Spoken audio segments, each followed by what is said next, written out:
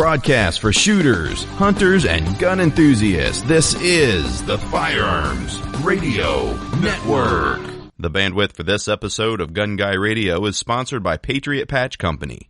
PatriotPatch.co.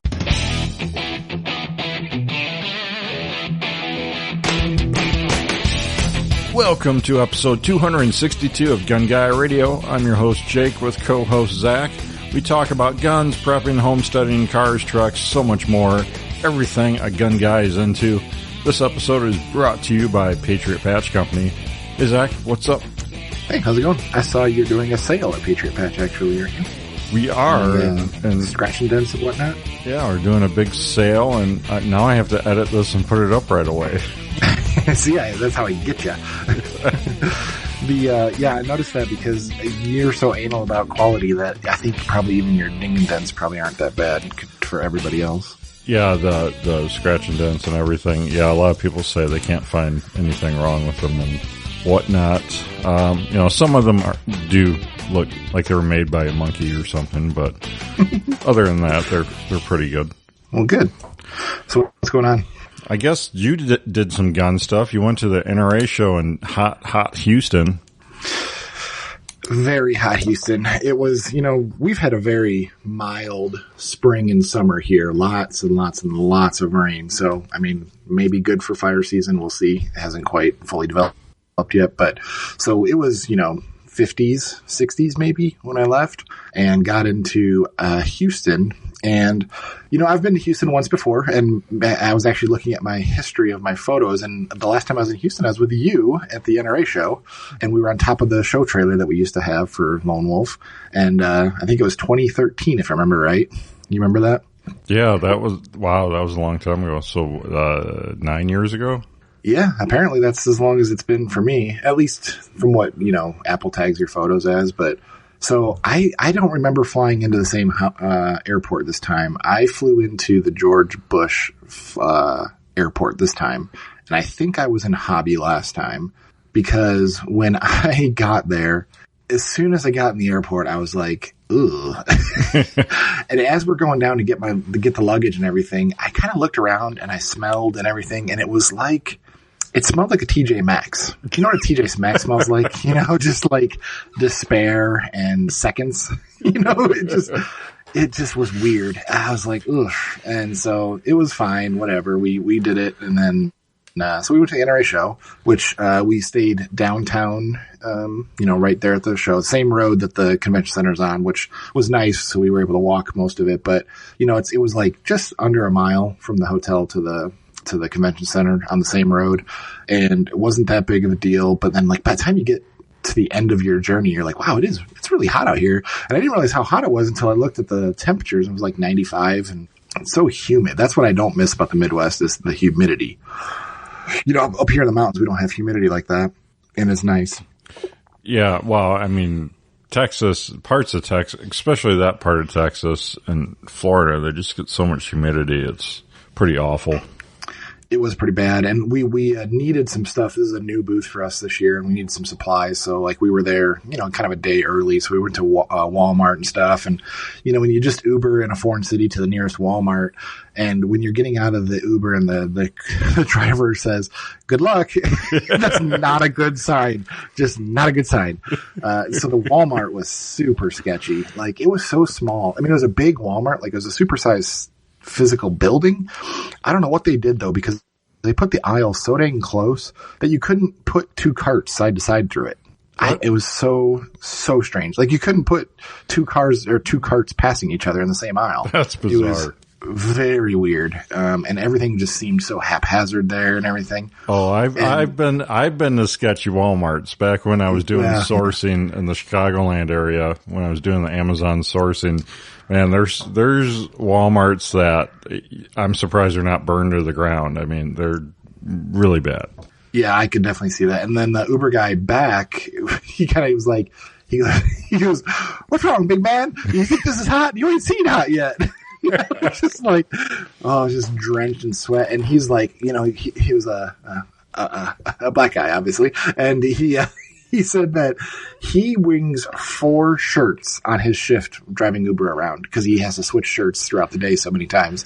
And I did not have that forethought, so I brought basically 1 shirt per day. So that was really annoying. And yeah, it was something, but got all set up and everything. And then, there was just protests everywhere protests. So I don't know. Do you remember when me and you went, there were some protests across the street at that like little art looking sculpture I got across the street?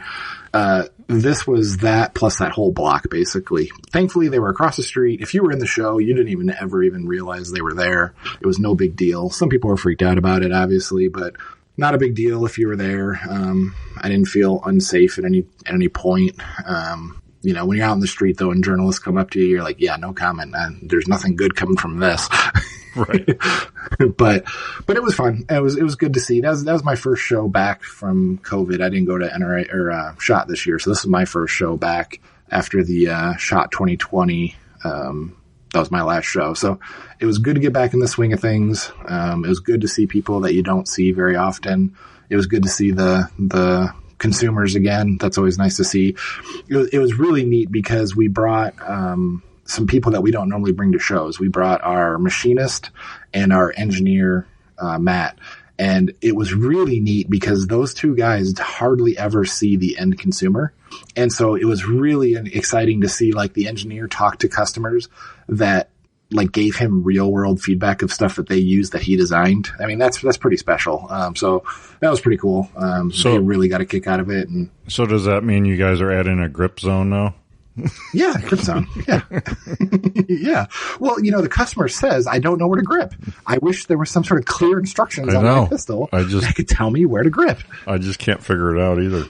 I know. Yeah, well, somebody's got to save us. Speaking of somebody to save us, I wanted to highlight a few things that I saw at the show that I thought were cool, or I usually go through the list of vendors before I even go and just see like, okay, I got to hit this one, that kind of thing. And, surprisingly enough, the single most cool booth for me for multiple guns was the Springfield Armory booth. I know we got Springfield issues for what they did politically and all that, but all that aside, the Waypoint rifle is pretty darn cool. This is the I can't remember if we talked about this before the show, but it's basically a lightweight hunting rifle. Yeah, carbon fiber. We haven't talked about it. Yeah. Okay, so it's a carbon fiber barrel, Remington's 700-ish style action, I believe, a carbon composite stock. But basically, it's stiff and smooth and light. And it was just it seemed like a really high quality hunting rifle for not like crazy money. So I've got one on my wish list of all the distributors waiting for a 6.5 Creedmoor to show up, and then I think I'm going to get one and make it one of my premium rifles. Yeah, really liked it.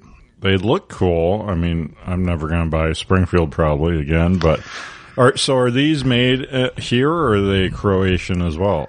Well, I may or may not have been in the shop that has been making the receivers. I can't confirm or deny, but I may have seen one come off of a machine in the USA.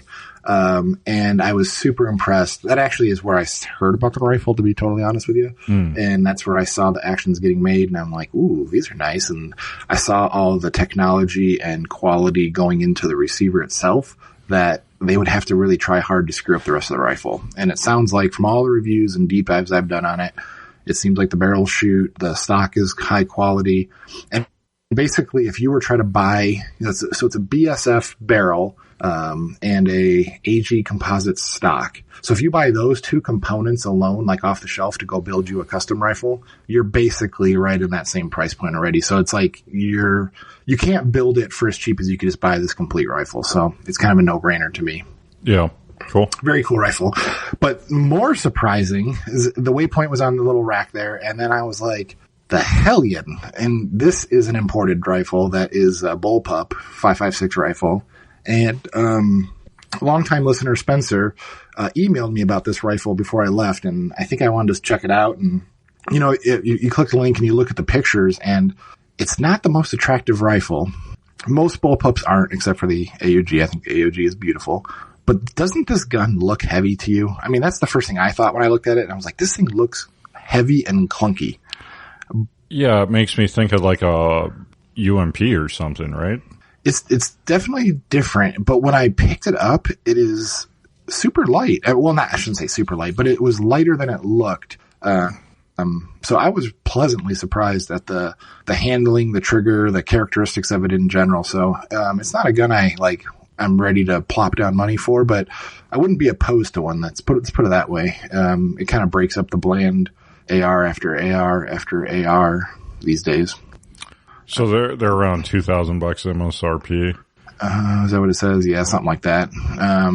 It didn't seem too bad. I don't think you said a price. What was the waypoints? They're coming out at what? I think they're like 2,500, if I want to say right. Okay. I saw some on Gunbroker because they're really hard to find right now. I don't think they're making enough. And I saw, which this is the other thing, is they must be selling the bejesus out of these, because I saw a ton of them getting made, and I still can't find them in stock at distributors. So they must be just selling somewhere. Somebody's buying them.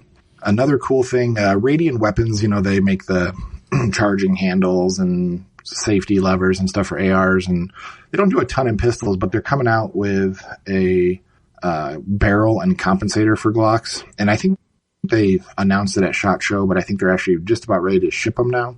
Super expensive, kind of goofily expensive, to be honest. I think it's like a $400 or $500 combo for a barrel and a compensator, but it is beautiful. I mean, it looks cool. It matches the profile of the slide.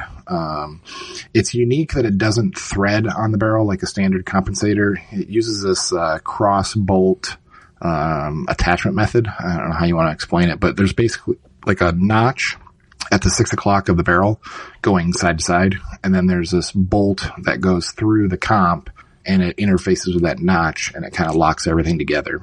And there's huge ports on the end of the barrel that coincide with the compensator that slips over it. So kind of hard to explain in audio. If you click the link in the show notes, you can go right to the page and see pictures of it and everything. I have one on my wish list to buy for my Gen 5 G19. I don't know when I'll ever see them in stock, but I want to try one when they come out.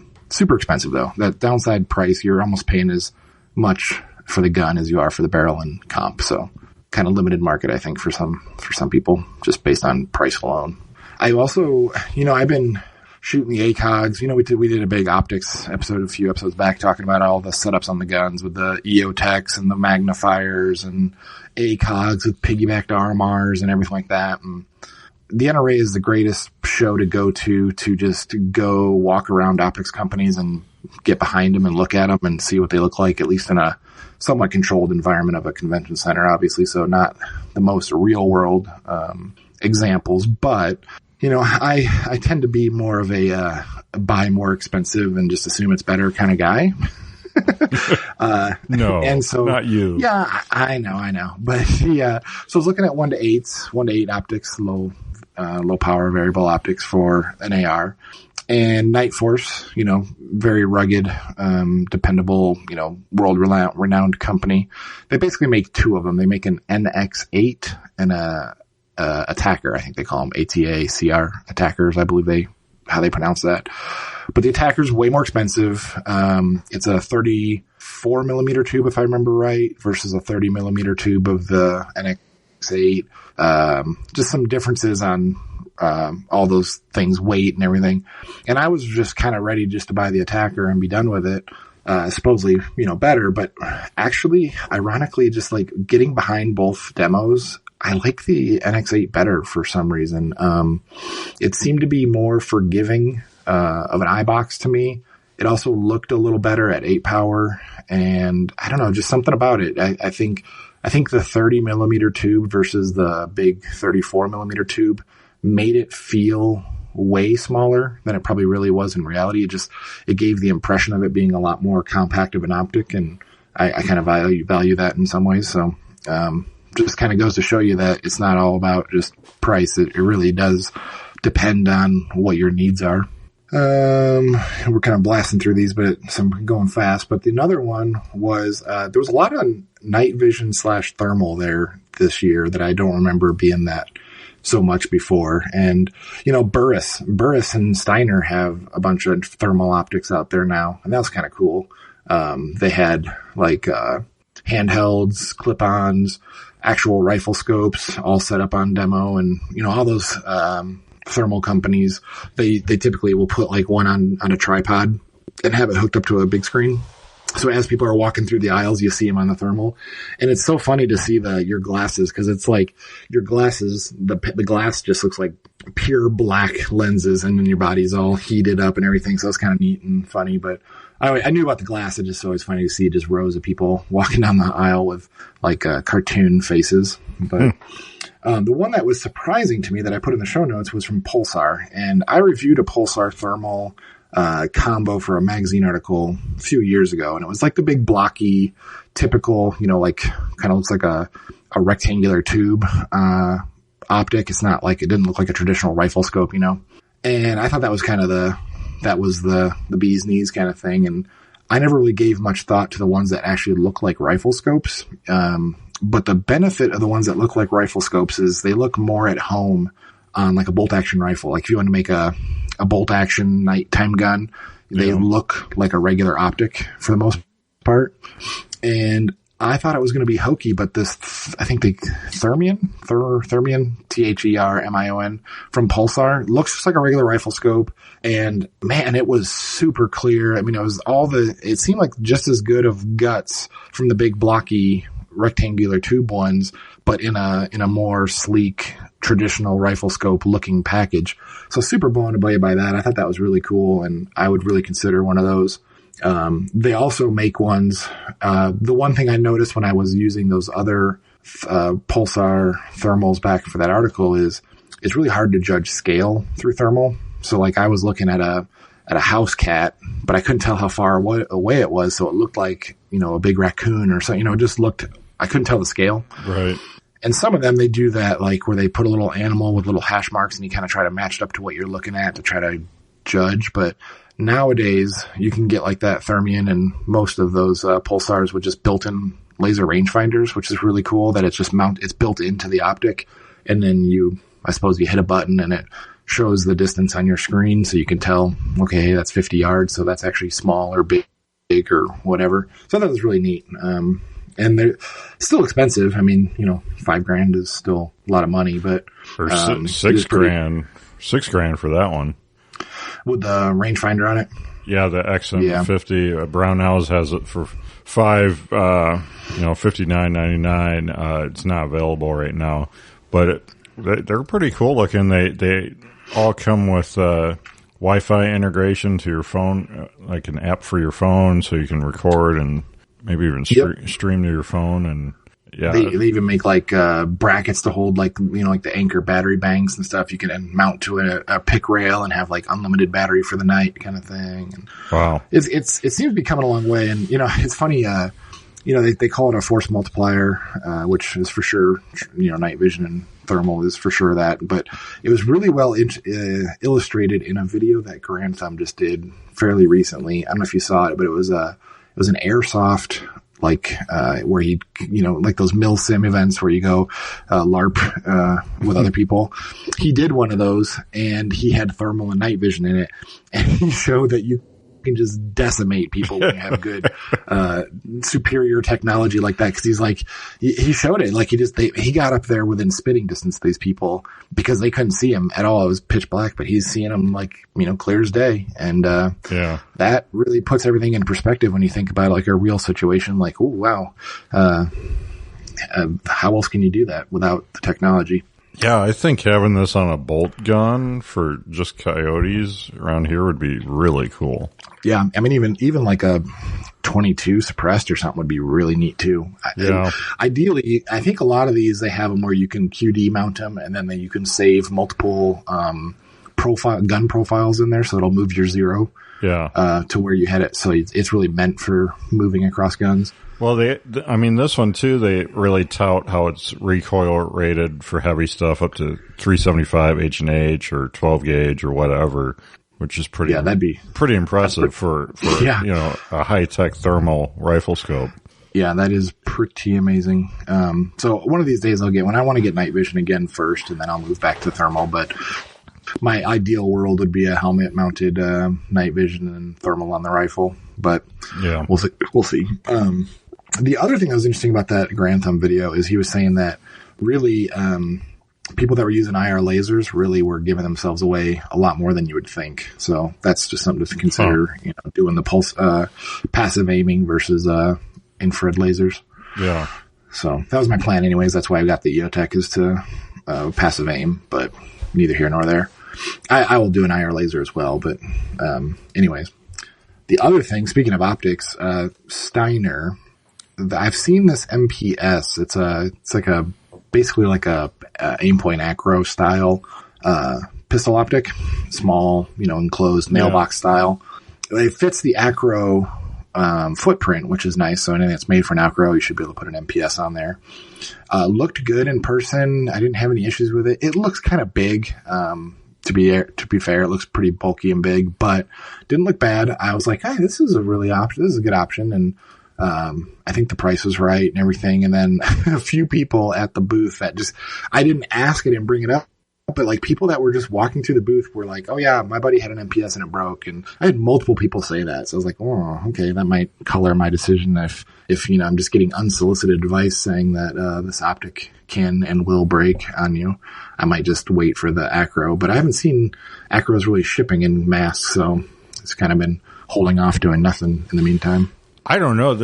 Steiner, that's a great name in the optics world, but this MPS, if you didn't tell me it was a Steiner, I would just think it was some Chinese, Chinese. Yeah, it does look like a transformer, doesn't it? Yeah.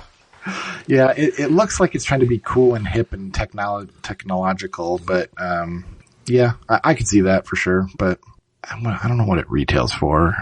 Says MSRP is $574. Oh yeah, there you go. So it's cheaper than an Acro for sure, but it seems like right between like a Holosun 509 and an Acro. Yeah. But I thought it'd be good interim use, but maybe not. Maybe I just wait. I don't need an optic that bad right now. Yeah. Did you hear anything about the NRS show, not going? Did it come up in any of your feeds? I'm so out of the loop on that stuff. Not really. I saw the stuff about the protests and everything, and that's about all I saw. So I really don't have that many gun things in my feeds anymore. I saw a national news article that had a picture of our booth in it. That was kind of interesting. Really? Ironic, like they were just using it for like, B-roll kind of pictures or whatever. But it was really funny because the picture, we're having problems with the internet in there. Shocker. And the iPad that was set up, one of the iPads, we had, I think 3 or 4 of them there. But the picture is the marketing girls trying to fix the iPad. It was just ironic. I was like, hey, you wouldn't know that unless you knew what was going on there, but it was funny because I knew. Yeah. Was the article titled Baby Killers? No, actually it was fairly neutral. It was more of just hey, this is going on kind of thing, thankfully. Yeah. But, yeah, out of all the NRA shows I went to, the Houston show was my least favorite, I think. Yeah. The thing that annoyed me the most is, you pick your booths out like a year in advance, and they do it like a floor map, and you pick your booth and everything. And we picked our booth based on it being aisles on both sides of the booth, so we could kind of flip it which way we wanted. And we get there, and I forgot that they had those gigantic posts that support the building, and it's like like an octopus. Like it goes down to a center point, but then it goes up in these big pipes that all spread out in every direction from the base. And that was right there in an open area, supposedly on the floor plan. So that was really annoying that we had to force our booth to flip to face one way, and then the back of our booth was right up against a pipe. So that was kind of annoying. I was like, man, shouldn't that be on the floor plan? Right. You can see that? Yeah, it should be. Yeah, that's bad. Super annoying. But I didn't think there was a ton of people there. It didn't remind me of the super busy hustle and bustle shows. It seemed pretty low key. Yeah. But I'm glad I went. I mean, it is what it is. It's not really, they say an NRA show, but it's not really, I don't think it's so much about the NRA. It's just really about, it's like a trade show. It's like SHOT Show for the public. That's the biggest show that the public can go to and kind of get the SHOT Show right exhibition experience. Well, and it is great, and for that aspect of it, and that's the only way I think of it is a big trade show. I mean, they have all the NRA behind closed door meetings going on, I guess, but you know, the companies and the public, they go there for the trade show aspect, and that's it. That's it, yeah. I mean, Trump was there, and everybody's like, "You're gonna go see Trump?" And I'm like, I don't give two shits. Like, whatever. I mean, there was so many police there, though. It was unreal how many armed security guards were roaming the floor. And like, I don't know if you remember in that show, but like, you can go out in the main hallway, like the hallway in the front, like the vestibule, and there's multiple levels to it. So you can go up like 1 or 2 floors and be in a dead quiet hallway, like to get a minute to yourself kind of thing. And there's these staircases that go to every floor. And there were, well, I went up there to go see the protests because you can look out over the glass windows. And there was like, you ever see like the videos of like when a prison riot is happening and like all the guards get in this tight single file line and they ramrod through the hallway like in this unstoppable train of people. Yeah. They were doing that. Like they had full SWAT gear on. They had everything there. They were just, guy's rifle must have been touching the guy's ass in front of him. That was how close they were standing to each other. And they were 2 by 2, 2 wide, going up and down these staircases. And I'm like, guys, spread out a little bit. What are you doing? Like, I don't know if they were just practicing or something. I'm not sure what they were doing, but it was almost unnerving to see, to be honest. Yeah. It's like when you pass like a park and you see those guys LARPing in the, like, playing medieval times kind of thing. It's like, I'm embarrassed for you. What are you doing? That's what it reminded me of. Yeah. All right. So I got just a little gun thing here. The Ruger 1022 pellet gun that I briefly mentioned in the last episode, I think, that I bought it, but I didn't do anything. Yeah, you got a good deal on it, right? This is the good deal one? Yeah, I got it for like less than half price. So it's, I didn't even take it out of the box yet, but it's marketed as, a Ruger and everything, but that company that makes all of the, air rifles, airsoft rifles. Is that Umarex or whatever? Yeah. So they make this. And, okay. And it's just branded Ruger. And I saw a lot of their bad reviews was that, they like put the magazine in it and then it was like jammed in it and they couldn't get it out. And so I proceeded to do exactly that on accident.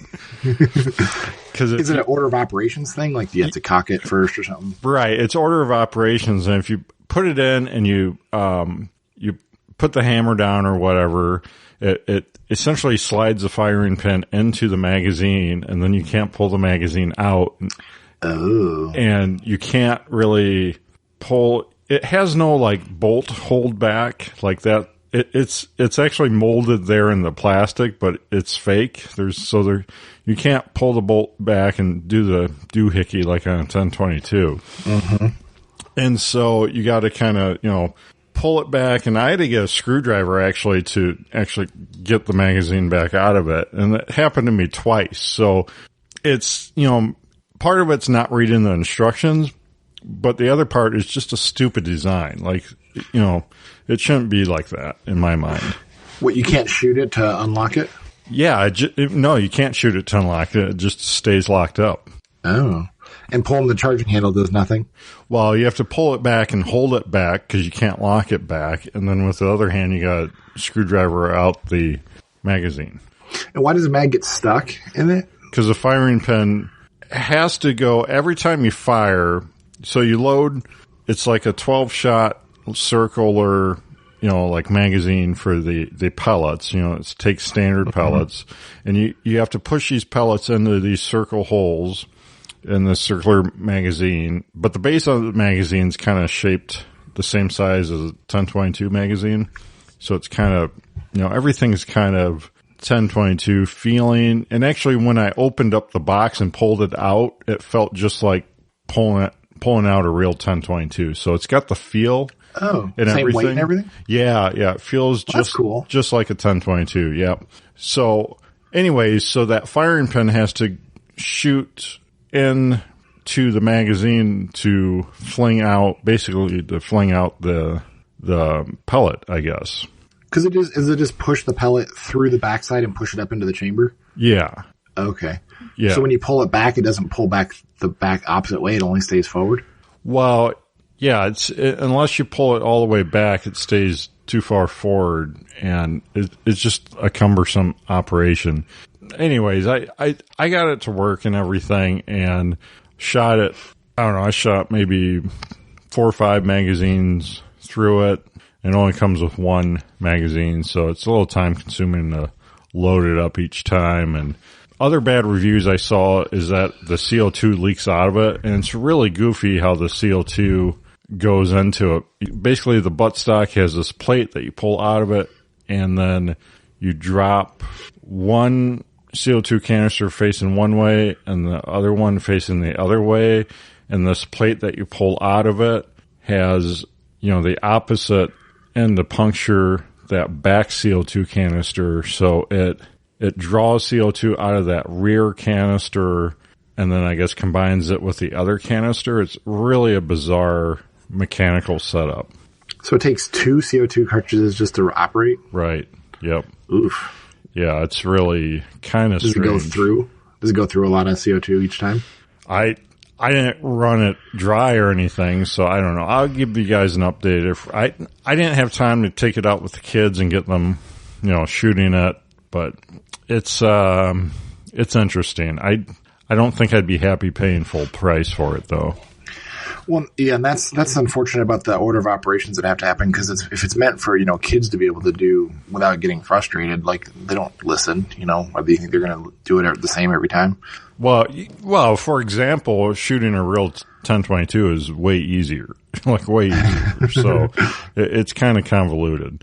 But I've had this before too with pellet stuff that they try to make. There's Crossman had a pellet upper for an AR-15. I don't know if they still make that, but they sent it to me for review years and years ago. It's kind of the same deal. It's got a circular magazine and everything. You can put it on your AR-15 lower, but it's such a convoluted operation of arms. I don't know. You get engineers doing things and bosses tell them to make something and they make it, and it just doesn't make sense. Yeah. Well, at least you didn't pay full price for it, right? Yeah. It was an interesting experiment, I guess. But in other news, I may have, if you're a long-time listener, you may have heard my saga of the low oil pressure in our GMC Yukon XL, where we went on vacation like 3-4 times with it, with low oil pressure, twice last year. Went all the way down to Missouri once and back to Illinois once, or twice, yeah. So I fixed it. I buckled down, and we were actually supposed to go back to Illinois here again, but we ended up canceling that trip. But before that, I fixed it. I decided I'm sick of dealing with this stress and everything and trying to do the magical formula of what kind of oil to put in it. And so I ordered the oil pump. I ordered a timing chain and everything, and dove into it over 2 days, 2 half days I worked on it. And a lot of things had to go right. And for like the first time in my life, a lot of things did go right, and I pulled it off. So is the oil pump, is it underneath the oil pan, like in the sump? So it's in the 5.3 liter, 4.8 liter. I think all the LS engines, even the 6.0, it's right below the timing chain. It's on the front of the motor. It's right behind the crank. Oh. Yeah, it fits over the crank. It's right behind the bottom crank pulley is where it's behind. Oh, that's not too bad then. So you didn't have to drop the oil pan and jack the engine up. Well, you do because, or at least they tell you do, because the way it's designed is that the oil pan, the front of the oil pan comes past the front of the engine, and the bottom of the timing chain cover intersects with the top of the oil pan. So essentially, GM designed it where if you take the timing chain cover off, you also have to drop the oil pan to redo all the gaskets, because they're geniuses. Yeah. And what is Genius Motors, right? GM? Yeah. Well, I mean, the 5.3 is a great motor. Really can't complain there, especially this generation. So I'm on YouTube a bunch, trying to figure out, how to do all this, and I discover that there are several people that have endeavored to do this without dropping the oil pan. Because with a four-wheel drive unit like this, you have to either drop the axle out or pull the engine up to do the oil pan. And I did not like that thought. And so I'm seeing these guys do it without dropping the oil pan. And I'm like, I'm going to give that a shot. In worst case, I still have to drop the oil pan, whatever. But GM designed this where the oil pump has a pickup tube that goes down, into the back bottom of the pan that screws into the bottom of the oil pump. And it's got two screw holes, and one is much more accessible from the front. But no, they don't use that screw hole. They use a screw hole that essentially forces you to drop the pan to get to that screw hole. But you can kind of get the right shaped wrench in there and get it broken loose, and then you can use a magnet to slowly turn this bolt out. Oh, that seems like a Mission Impossible mission. Okay. You're just looking at a drop of sweat coming off your nose and just freaking out. Right. Well, and most people I've seen do this have it up on a lift, but I don't have a lift. So I have it jacked up all the way that I can on jack stands. And then I'm like sitting with my legs, back. Indian style? Yeah. Kind of slid under, towards the transmission, and then my head is like up in front of the radiator and between the engine and the radiator and everything. So I'm all up, inside the bottom end of this, front clip, doing this with a magnet and trying not to drop it in the oil pan when it comes all the way out. And so I accomplished that. And then, replace the oil pump and everything, which that's not hard to do. But then I was doing the timing chain too. And I'm lucky I watched so many videos because, there's all these YouTube videos and they're all like professional shops or professional YouTube mechanics and everything. And like none of them mention this little tidbit that I came across on this video of a couple, Southern hicks in like a junkyard. They're in the junkyard doing this outside, to this motor. And they're like, by the way, if you're doing this, you want to take the top timing chain sprocket off. And there's this oil passage plate called the thrust plate up top. And it's known for causing little oil pressure issues. So you always want to replace that when you have the front timing cover off. Because it's a plate with a gasket built into the back of it that blocks off this major oil passage. And I'm like, holy moly, I have to do this. I don't have this plate. But there's a plate on it. So I take the plate off, clean it, put a bunch of the black RTV on it to make my own gasket again. Why don't you just go to the store and get one? I don't know that they had any locally. I don't think they did. Even if they did, that's over an hour of driving and, But you have 10 vehicles. You can just leave that thing sitting open and go get it. Well, no, we were going on vacation here at that point. Oh, that's why you were doing. So you had an objective in mind. I had a time crunch. So yeah, okay. Like always, you do everything right before vacation. Yeah. So anyways, I did the RTV, make your own gasket, the black stuff. The black stuff's the best. So, I smear that on, put it on, and then do the new timing chain sprocket and chain. And then, you're back to having to get that bolt back in the oil pickup tube into the new oil pump. And, I've seen guys do it with little magnets and everything and, to not drop it down in there. But I didn't see anyone else do this. I'm sure people have done it, but I took a piece of fishing line and tied that bolt to the fishing line and then looped it to something heavier outside of the car. And so that was my safety of dropping that bolt down into the oil pan. So I figured you could kind of jam that oil pump up if you put one of the bolts in the wrong holes to give you a little more room. And I got the bolt started and then I slowly got it to tighten up. And, when it's tight, it just clips that fishing line off for you. Yeah. And it worked. And so then bolted up the oil pump the rest of the way and put the, timing chain cover on, put the water pump on, put everything back together. And I had to wait 24 hours for all the RTV to set up, and then took it for a long drive the next day, and I have just all the oil pressure, just beautiful, just like new. It's amazing. So what was the problem with the oil pump? Does the gears just wear out and like let oil pass through and not like get forced for pressure, or what's the problem? Well, so I'm sure part of my problem was that thrust plate that I fixed up with RTV. It'll be your future problem too. Because that plate has one of those like manufactured gaskets into there that's manufactured into it, and that was so like overly flat. It was almost concave or whatever. It was flatter than flat. So I'm sure it was leaking out of there. And then the oil pumps, I don't know that there was a visual way to really see that they're worn out. This one did have some wear marks on it and stuff. And there's also a pressure pin and spring that spring can break. And I took mine apart. My spring wasn't broken.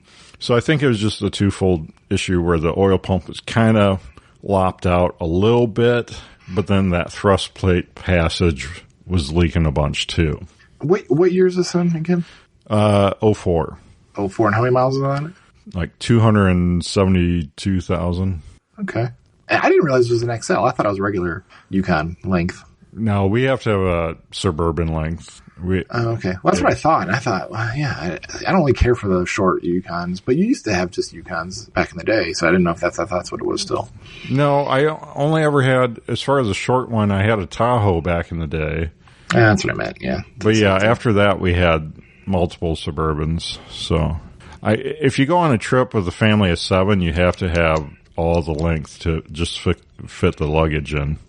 Yeah, that's the thing is people say, oh yeah, well, it's a third row car and everything. It's like, yeah, but have you ever seen how much luggage needs to fit? Right. That's the problem with like getting Uber. Like when we were getting Ubers from the place, we had to get like the Uber XL or whatever just to get the biggest vehicles. And sometimes they would come and it was like a Mitsubishi, whatever their SUV is, Endeavor, Outlander, whatever their thing is. I'm like, yeah, this thing technically has 3 rows, but like my head is squished against the ceiling already. And there's no room for luggage here, so we had a hell of a time getting luggage into Ubers with that many people. Yeah, I could see that. Yep. So, well, that's good. I'm glad you. So, knowing what you know now, would you have done this fix years ago?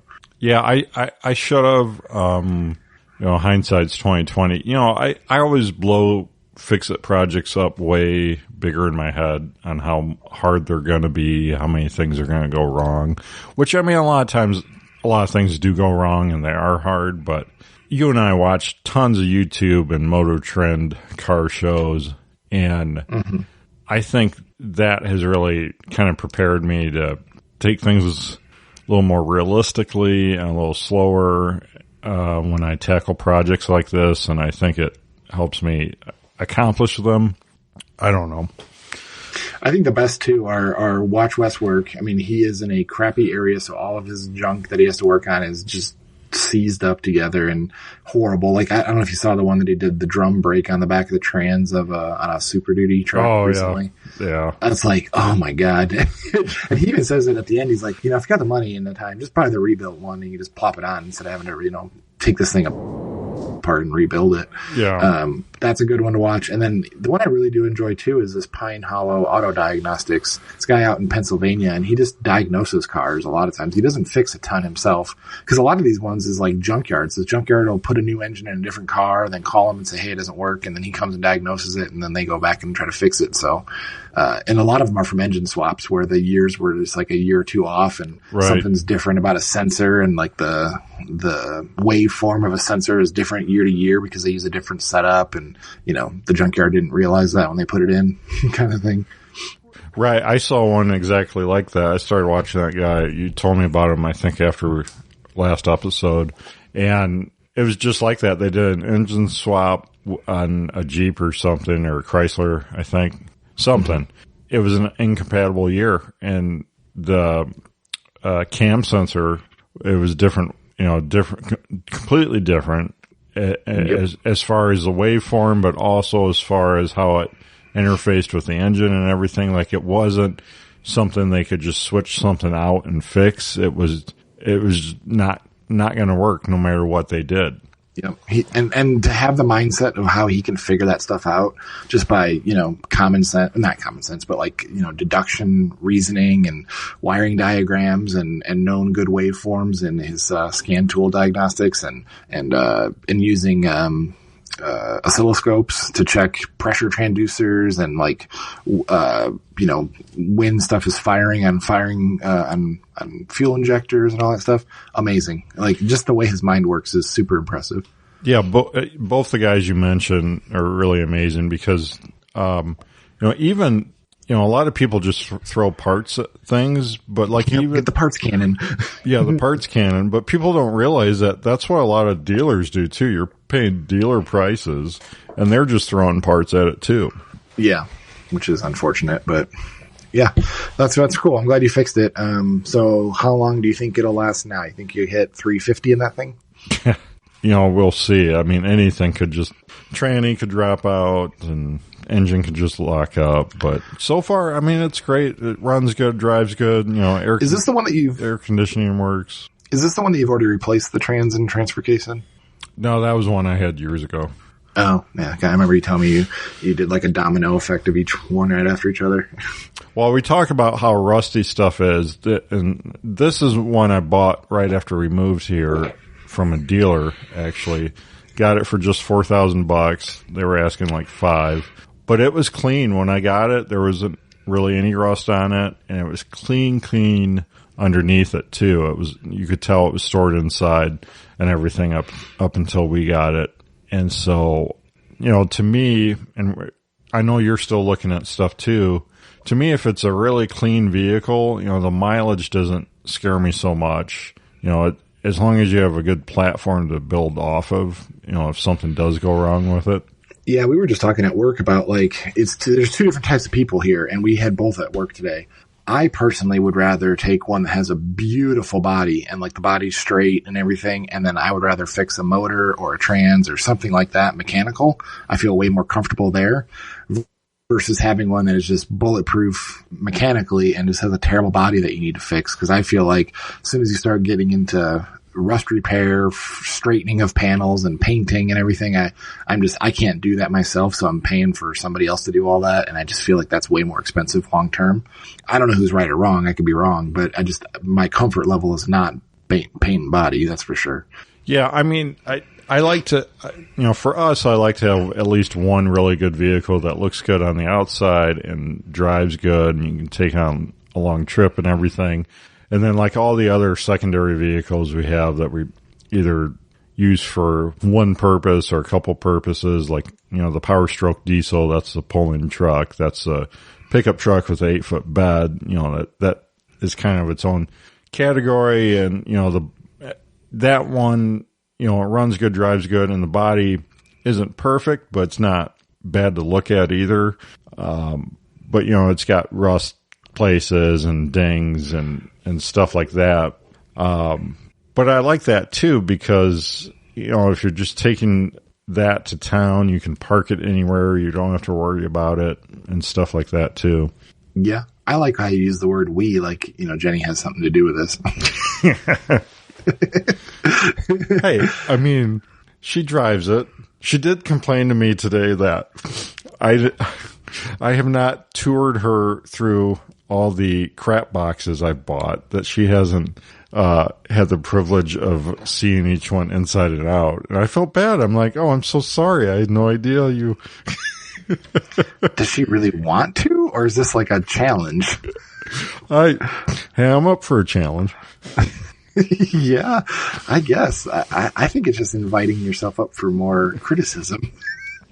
Well, I showed her, because she asked, what's this? I had some car parts and stuff, and the green, I've got this crew cab F350 that's also a 97, like my Power Stroke, but this one is, it's a crew cab, 8-foot long box, and it's a base model, so it's a 5-speed with the 5.8 gas, and I haven't got it on the road yet. I bought it at auction, and at first I thought the first gear in the transmission was like missing a tooth or something, but I drove it a little more, just up and down the driveway and stuff, and I'm pretty sure it's just such a granny gear of a first gear. I mistook it for being a messed up first gear, because it seems fine actually now that I drove it a little more. You just start off in second then?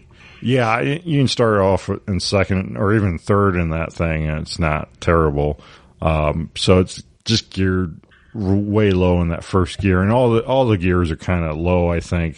Even once you get up to fifth, it could use like another gear or something. But anyways, so I had like a car seat cover and stuff, and then a big thing of foam.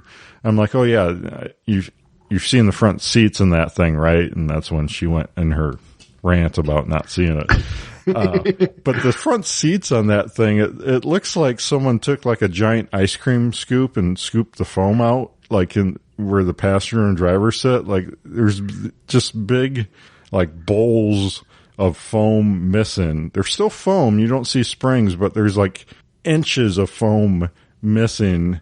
And so you sit in it and you're like sitting like way low in this bowl, and it's really bizarre. Is it clean cut, or is it like rodent eating it away? Oh no, it's not like mice ate it out. It's like they were wearing like razor blade pants or something. Razor blade pants. Oh yeah, the old razor blade pants trick. That, you gotta watch out for that when you're looking at cars. Well, I just see like when speaking of Motor Trend, like when Freiberger and Dulcich buy these cars, these roadkill cars. I'm like, there's nothing in the interior. Like, none of them have any interior. Like, how do you drive these things? Oh, They're yeah. just basically shells. All the rat poop and everything. I'm like, I don't have to deal with that stuff, luckily. I mean, I could if I bought something like that. But surprisingly, a lot of the stuff I buy has really good interiors or halfway decent. And this one, not so much. But, the back seat in this thing is fine. It just needs a seat cover. And the front seats, so I bought this foam, and so I'm going to, hot wire cut this foam out and then adhesive it into these bowls and try to, fill this foam in and, use the extra strength foam adhesive and then put a seat cover over it and be like new. Yeah, I mean, it should work. And if you're making a hot wire cutter setup, that'd be good for gun cases eventually, too. Yeah, I finally bought a hot wire kit. For years I've been meaning to, and I finally just bought one off Amazon. Because I thought about, just getting new seats for it, maybe getting buckets, because it's got a bench right now. But it's just such a pain in the butt. If you have to go to a junkyard and, you have to you have to physically usually get those seats out yourself and everything. And, then you got to tear your seat out. I'm like, no, there's got to, I don't care that much about this truck. I just want to make it good enough to drive it down the road and not feel awkward. What did you buy it for? If it's just a gasser, it's not going to be a pulling car compared to your Power Stroke, right? So I don't know. The purpose for it? I had dreams, and I was a younger man then. What, a couple weeks ago, or what? Less than a year ago. I bought. Is it dually? Is it a dually? No, no, it's not a dually. It's 2-wheel drive. Yeah, you making a lowrider or something? Well, it was only like $800. I mean, it wasn't bad. I initially thought I'd make it, I would swap another Power Stroke into it and make it a crew cab, because my Power Stroke is only an extended cab with 2 doors, and so it's hard to get the kids in and out. But now I'm thinking, because this thing starts up good, runs good. I think it'll drive good. It's got like brand new tires on it, and it's got four full doors on it. So I'm thinking I'm gonna just get it running good enough, and we'll just drive it like it is, because we just need it for doing Boy Scout stuff and 4-H stuff, stuff with the kids that's easier to get in and out of, but dirty stuff that we don't want to use the Yukon for. Because like with the Boy Scouts, we do a lot of stuff with collecting aluminum cans and stuff, and it's just so all liquids. Well, most of that is beer cans, and it's just nasty. And so that's not going to go near the Yukon. So I I just need a truck that's a little more easy to get in and out if everyone's with and doing. Can Jenny drive a stick? Yeah, she hasn't for years, but she drove her stick in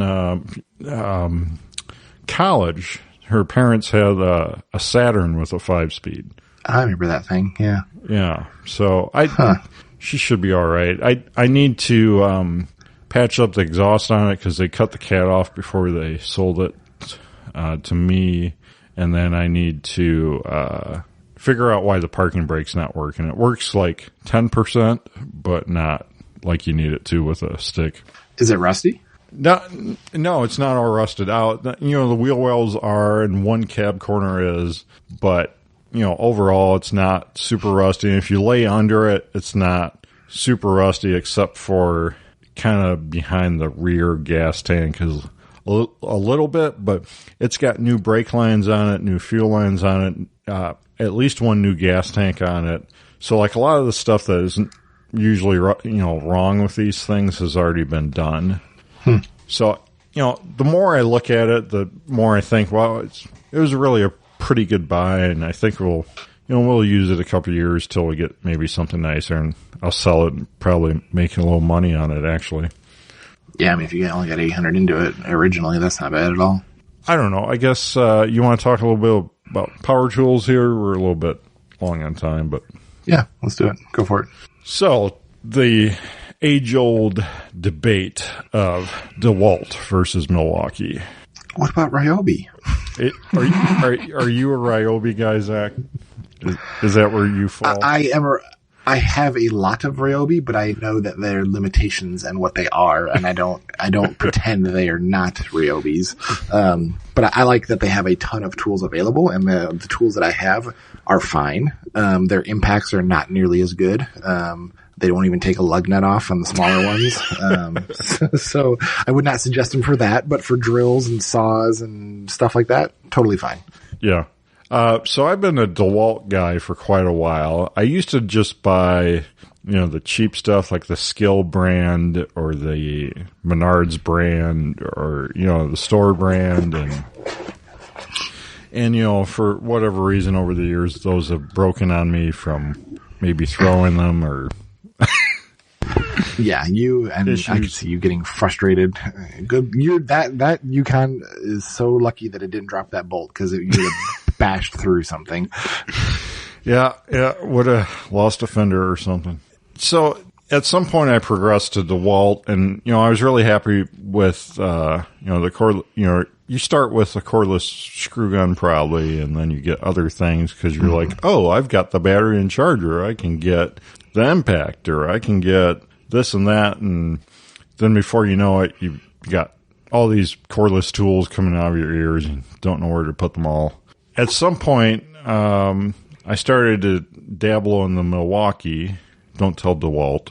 But I started to realize some of the stuff really is better on the Milwaukee side of the fence. Like the Milwaukee's standard screw gun, the one that they put in most of their kits, or the one that's most common to buy separate, that is such a superior cordless screw gun to any of the DeWalts. I've got two different DeWalts. One's a heavier duty one, and the heavier duty DeWalt hammer drill feels way cheaper than their lighter duty one for whatever reason. It feels way more Chinesium. Are you talking 20 volt at this point, or are they still the 18 volt? DeWalt is 20 and Milwaukee's 18. Okay. I had a Milwaukee 18 volt when I was doing DirecTV back in the day, and I vastly preferred that to the people that were using DeWalt. Well, and those would have been probably the old gen Milwaukee back then. Probably, yeah. Yeah. So anyways, I thought, well, maybe I'll try some other Milwaukee stuff. And I got the Milwaukee, the Big Impact. And I tell you, one of the problems with DeWalt is that they have so many different models of the same thing. Like cordless screw guns, they probably have 3 or 4 different 20-volt cordless screwdrivers. So it's a little bit confusing, like which one is better than the other and whatnot. And same thing with the cordless skill saws. They have like 3 different ones at least. And is it because of brush to brushless kind of thing, or? No, not even that. It's just different levels of power and stuff like that. And then DeWalt has the whole thing where they have 60 volt versions, and you can only use a 60 volt version of the battery pack on them. You can't use the 20 volt version, but you can use a 60 volt version on 20 volt guns or, cordless stuff. So that's a little bit confusing on the DeWalt side too. Whereas the Milwaukee side, there's one version of their batteries that works on everything, and they have fewer versions of their tools. And it's easier to know on the Milwaukee side what version is better than the other, because Milwaukee has their regular ones, and then they have the Milwaukee Fuel, and the Fuel ones are the top of the line, the better ones. And some of their tools, they only make a Fuel. They don't make a cheaper one. And so it's a little more clear-cut in what you're getting on Milwaukee than DeWalt. So then I started diving into other things like, I swore I would never, ever have a non-gas-powered weed whacker. And you're missing out. And so I finally broke down and I bought a DeWalt and a Milwaukee, and I tried to get the best version of the DeWalt because they have 3 versions, and it's a 60 volt only, so you have to use the, bigger expensive 60 volt batteries on it. And then the Milwaukee also has the fuel and non-fuel version. I got the fuel version of the Milwaukee, and the DeWalt in this scenario actually makes a better weed whacker. The Milwaukee will bog down and stop, where the DeWalt just kind of keeps going when you get into the thick stuff. Does Milwaukee make a 60 volt type thing, or is it just max out at 18? No, it just maxes out at 18. I mean, do you think it's that? Is that the main difference, you think? Just the torque available from that or something? Well, and the other difference is I think the Milwaukee has the motor is back in the handle, and the DeWalt, the motor is actually at the head. You lose a lot of torque through that. Yeah, so I think that's kind of the difference there. And then looking at, Project Farm, he does a lot of reviews and stuff. Yeah. And so I also wanted to get the cordless chainsaw because both my chainsaws are out of commission here. And so I'm like, well, I have all these batteries. I'll just get a cordless chainsaw. And so I went with the DeWalt because Project Farm, reviewed the DeWalt Milwaukee and a bunch of others. And the Milwaukee chainsaw performed really poorly, like below several other ones too. And so, but then you go down the rabbit hole of, well, DeWalt makes 19,000 different chainsaws. Which one's the best one? They have one that is very close to the other, but it's like a whole amp hour more powerful, or however they measure it. It's essentially, it looks the same on the outside. The packaging looks the same, but if you look really closely, one costs more money. I was like, well, why does this cost more? And I finally figured it out. It has more torque or whatever, amp hour, whatever they call it. And so far, that's been a really great little chainsaw. I mean, it's cool not having to worry about the mixed gas, even though I always love the smell of mixed gas in the morning. It's really nice not having to deal with that. Yeah, I think I'm guessing DeWalt has to do a lot of that model, all those SKUs, just to try to hit certain price points for people. They're probably building to a price point more than like just doing a one and done, this is the best we got kind of thing. That's my guess. And I have noticed that on Project Farm is depending on the tool, I think I looked at the 12 volt, ratchets. He had the drill drivers and all the different ones. It is a toss up. Sometimes the DeWalt's better. Sometimes the Milwaukee's better. So I guess really the answer is what, both? Yeah. I mean, it kind of is. I've got both now. I've got both chargers mounted on the walls. I've got mounts for the batteries now and trying to get organized. And got like an overflow of all these things, and I think we'll have, like a garage sale or something next year or two, and I'll probably get rid of the ones that aren't my favorite or try to sell them on Marketplace or something. But it's pretty interesting that, it's not like DeWalt go that route or Milwaukee go that route. There's, good reason to dabble in one or the other or both. Yeah, I think there's room for both, for sure. I guess I'll get into real quick my toolbox debacle. So I've got all these, cordless everything now, and I got no place to put them. So I'm like, well, I need to get just the bottom toolboxes where you can have a workbench on top of them. Just not the full tall ones. But so I started, this journey of trying to figure out what's the most, well, pretty much what's the cheapest, biggest bang for your buck big toolbox. I wanted ones that were 48 inch to like 58 inch wide. And I wanted two of them side by side to make one big long, cause it would fit against this other counter I've got. That's one of the reasons, but just to have everything in one spot. And so I look, everywhere. I look Lowe's, Home Depot, my local farm store, even Walmart. Walmart has that Hart brand now, and they make their own toolboxes, which are actually pretty nice. And how about Harbor Freight? And Harbor Freight. Yep. I looked at Harbor Freight, Northern Tool, you name it. I looked everywhere, comparing sizes and prices and everything. And believe it or not, Harbor Freight is not the cheapest or the best bang for your buck anymore for toolboxes, which really shocked me. I'm like, this doesn't make any sense. Guess what brand is? Husky? Husky, I that's a really great brand. I've got some nice Husky work tables and cabinets, steel cabinets, really nice cabinets, up at the business. I've got all that for different reasons. And that's a great brand. And I went with those for the business because they were the cheapest for those options. But no, it's not Husky. It is Craftsman. Ew. It's Craftsman. It's not even like Menards has, their Masterforce brand, and then they have like their cheap, like Performax, or they have a cheap brand at Menards, and then there's like cheap brands at Lowe's and Home Depot, and so it's none of those. It's actually Craftsman, these are made in America too. Made in America. What, the box? Well, I mean, with global components. Oh, yeah. Okay. So they stuck the sticker on it in the U.S.? Okay. Is it Sears still selling them, or do they have somebody else selling them? No, Sears sold Craftsman off years ago. So you can buy. Well, I tell you who carries a lot of Craftsman anymore is the Ace Hardware stores.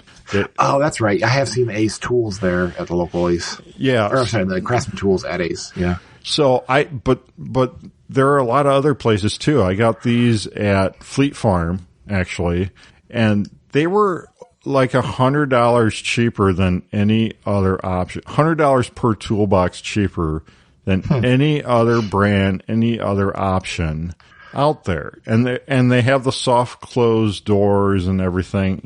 They don't feel as good as the Cobalt or the Husky or the better Harbor Freight. They feel a little bit thin, but I don't care. They were cheap. They function well, and they're red and black. They look good, and they're Craftsman. They got the classic logo and stuff. And Craftsman is just a terrible brand anymore. I totally agree with how you reacted to that, and it is what it is. But I was going for the cheapest of the cheap, and I would have never guessed it would have been made in American Craftsman toolboxes. Well, that's good. I mean, and these are the ones we're talking about, like just, like what, 6 or 8 drawer units with like a wood top on them. Is that what we're talking about? Yeah. Well, and these don't come with the wood top. They come with, just a mat that says Craftsman, and I'm going to make wood tops for them. So I guess that's the one thing you could look at is that, well, some of these other ones come with wood tops and stuff like that, but whatever. My other problem here was that I'm using these for power tools, not like, wrenches and sockets, like thin stuff. I'm using these for fat deep drawers. Yeah. So I need deep drawers, and I don't need a lot of drawers. And so these they have a big bottom drawer, and like 2 medium drawers and then 2 thin drawers. And that's perfect for power tools. And that's the big problem with a lot of these other brands, is that they're building these toolboxes out to meet a certain spec of having the most amount of drawers. Well, if you have the most amount of drawers, then you have the smallest amount of space in each drawer. And then what, are they going to actually work for you how you think they're going to work for you? Yeah, you almost need multiples. I'm on my rolling toolboxes, I've got Husky, and I've pretty much bought them all at Black Friday or around there typically. So I've got one really long one, that the wood top and everything, and I bought that one specifically because I wanted all my bar clamps to be able to be in one drawer, and there's a one full length drawer that will hold my longest bar clamps. So that's nice. But then I have a shorter one like you're talking about, and it has the deeper drawers, and that's where I put my like battery powered skill saws. It's deep enough to sit the saws in it all the way, and that's really handy for sure. Well, right. A lot of these, they'll have maybe one deep drawer, but if I went with those, I'd be able to put, maybe like you said, the skill saw and stuff, but then I can't put the drills or the jigsaw or the palm sander or the Sawzall. I've got to have fairly fat drawers throughout this whole setup to accommodate all these different types of power tools. I want to say the most drawers I got in that situation was the shortest ones. I'm trying to think. They're like the little 36-inch ones, the real small ones. Right. So, that's cool. I don't know. I've got, other stuff for, I've got a Cobalt for all my screwdrivers and pliers and kind of all the hand tools like that. And like you said, I got that on a Black Friday deal, really good deal, and I love that. That's my best toolbox as far as build quality. And then I've got other cheaper stuff I bought in years past for the automotive stuff. But you start getting into automotive, woodworking, home improvement, and all this other stuff, and you realize, geez, I need lots of storage for all this crap. Yeah. I have probably more money in organization and cabinetry and everything than I have in most anything else. Well, you built out a beautiful garage. You've got a really nice setup. Yeah, and it took a while, you don't have to do it all at once. Like, you just gotta. I was actually looking through photos of my garage setup over the years since we've been here, and it's gone through a few revisions just as I had money to buy some cabinets and kind of reconfigure the space. But the Husky toolboxes that I've got, I'm pretty happy with. They don't have the locking drawers other than, putting a key lock in it, but I'd like to have one of those ones where you have to you lift up the lip of the drawer, then it unlocks and you can pull it open, and then it kind of clicks close. That'd be my only upgrade I would seek. Really? I don't know that I like that style. I don't know. I just think when you're actually rolling the cabinets around, they tend to move. Yeah, I could see that. I don't ever roll them for any reason. So, yeah. Well, I've got one, so it's like floating between the second and third garage bay, and that's like an island basically. And I have one there, but then I have a wood 8-foot long rolling table that I built. And so my only path for more drawers is really eliminate that wood table that I built and replace it with longer drawer units. And every once in a while I'll move those around if I need to make room or clean up the garage floor, that kind of thing. So I don't do it very often. Don't get me wrong. It's not like it's an active shop where you roll stuff around. So maybe I wouldn't like it, actually. I think it's one of those things you think you like, but I've actually never actually owned one, so I couldn't tell you if I really would use it or not. Yeah, I don't know. I'm so out of space at this point. I gotta do something different if I get any more stuff. I'm looking at my pictures in my garage, and I think the ones that have the deepest drawers for me are the shortest overall length. They're only the 30-inch ones or wide or whatever, but there's only 4 drawers. So it's a deep, 2 mediums, and a shallow. And that's the deepest stuff I've got. Yeah. Yeah, it's hard to find big drawers anymore because I look through everything, and it's just some of the brands just don't have deep drawers. Like, it's just a bunch of little drawers in almost all their models, if not all their models. So I guess really think about that if you're in the market for toolboxes, what you're actually going to put in them and the size of the drawers. I mean, some of them look amazing and they're beautiful, and I guess the manufacturers have realized that the drawer count has really plays a big factor in selling them, but I think that's really put the consumer at a disadvantage at this point because there's so few with deep drawers for, things that you'd actually put in it. I think you're on the right track, though, when you're trying to build to a spec sheet that says 30 drawers and, people don't care what size drawers are. They just want to say, oh, yeah, that's how many drawers we got. Yeah, that's a really good point. I didn't think of that. Yeah. So, yeah, that's power tool talk. I guess we could talk about, this all day long, too. There's so many, just like guns, there's so many aspects of it. Yeah. I mentioned Project Farm earlier, and that's a great YouTube channel. If you're thinking about buying anything in the power tool world, you should probably check that out. But I think, there might be a little disadvantage to the way he reviews stuff too, as it's so, the big plus of that channel is that he tries to make it so scientific and methodical and like there's no opinion in it kind of thing. But I think on some of this stuff, it is kind of, you don't really know how you're going to like some of these power tools until you actually work with them in the real world. And a lot of the stuff he does, he tries to, I guess, simulate real world use, wear, power, and stuff like that, which he probably does do that, but you also have to take into account of how it feels in your hands and how your experience is working with it. Yeah, he does a lot of fixturing and like weights to mimic the same weight on every tool, so the pressure is the same, which I appreciate. But I also, the total customer experience and feel of a tool really do matter, especially in hand tools and stuff. And he doesn't do that a lot. And I find myself, I like his channel, but I find myself fast forwarding through most of it. I do and too. Getting to the end. I mean, he puts way too many spreadsheets up on the screen, and he puts a video of every single tool getting every single test, where I think you could just kind of Brady Bunch that and throw them in like 9 little videos on one screen and show them all happening at the same time and get through the whole thing a whole lot quicker. Yeah. Anyways, so let's wrap this one up. We're pretty long. Patriot Patch Company makes this episode possible. Check out the Patch of the Month Club over at patriotpatch.co. Unique patch, sticker, and artwork to your mailbox every month. We're going to be having some new designs drop here later this summer. Check out the gun cleaning mats. Have AR-15, AK, 1911 metal signs for your man cave, reloading room, whatever. We have a bunch of different cool metal signs. The 4 rules of gun safety.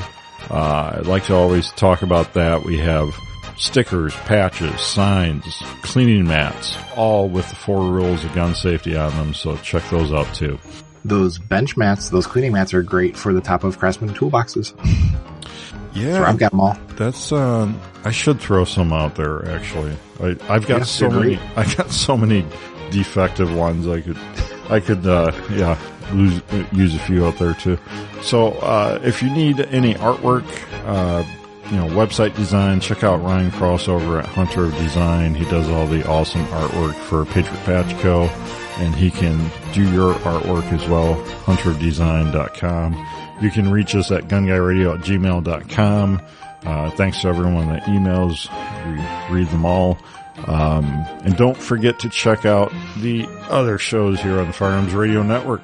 Well, that's a wrap. Thank you, Zach. Thanks. Talk to you in 2 months. Hey, it's only been a month. We're it ain't posted yet. We released this in May. We're still in June, so we're on once a month. We're good.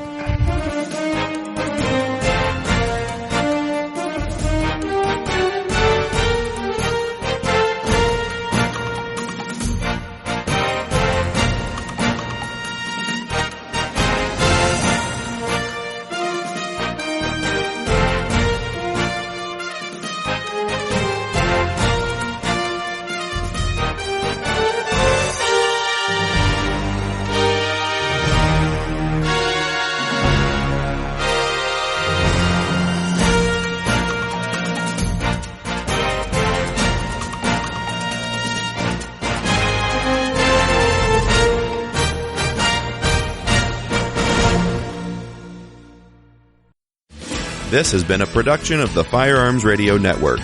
You can find more information at firearmsradio.tv.